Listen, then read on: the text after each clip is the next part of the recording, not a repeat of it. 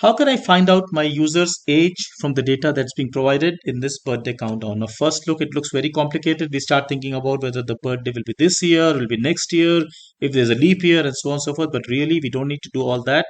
All we need to do is to look at the difference between, say, the present time and the date of the birth. So let's say I say my date of birth, say 31, so on and so forth. Everything ran here. I'm just going to, stop this. Now remember, I have got here a date time object for the date of birth. So I just say date of birth.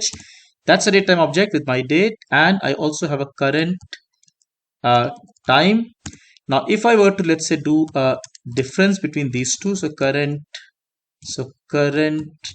time minus, say, date birth, what I get is a time delta object. Now, if I look at diff, notice it's a time delta. It tells me this many days. So all I really need to do is to convert these days into years, and I can do that with a floor division with 365. If I did that, this is going to be my age in years. Simple as that. I really don't have to get into any if else. In fact, I can do it once after all of this information has been obtained. I'm not putting this in the code, but I think that's quite easy.